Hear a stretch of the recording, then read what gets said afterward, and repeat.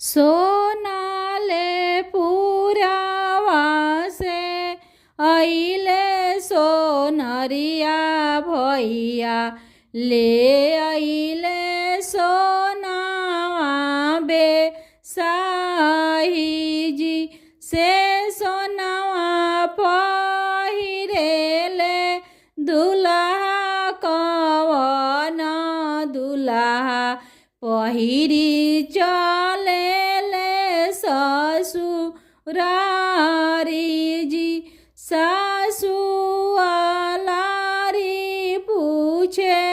सरहज दुलारी पूछे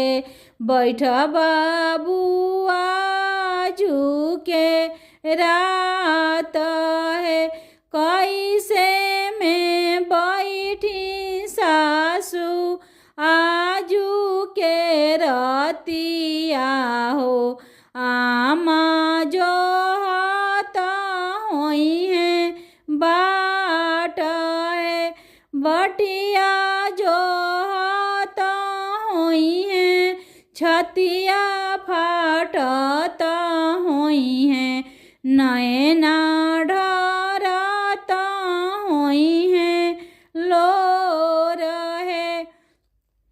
सोनाले पुरावा से अइले बजवा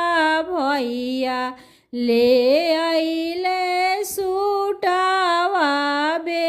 साहीजी से सुटावा पहिरेले दुल्हा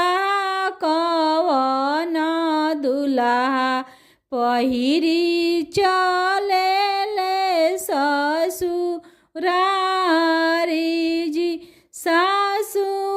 सासुआलारी पूछे सरहज दुलारी पूछे बैठ बाबुआ झुके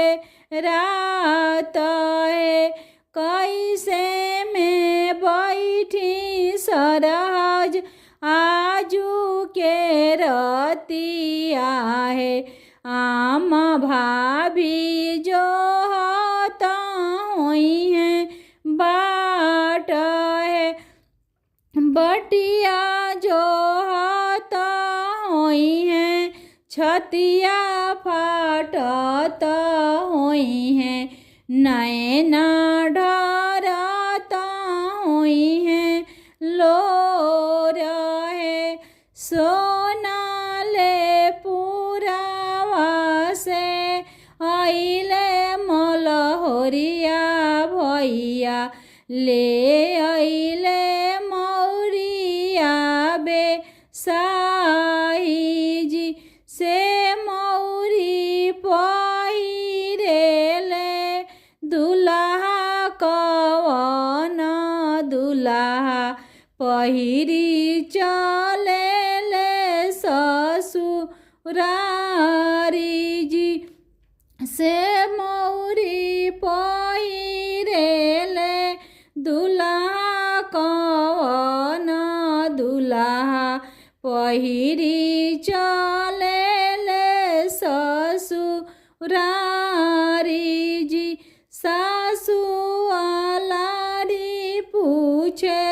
साली दुलारी पूछे बैठ बाबुआ झुके रात है कैसे में बैठी साली आजू के रतिया हो दीदी जो हाथा होई है बाट है बटिया जो हाथा होई है छतिया फाटता हुई है नैना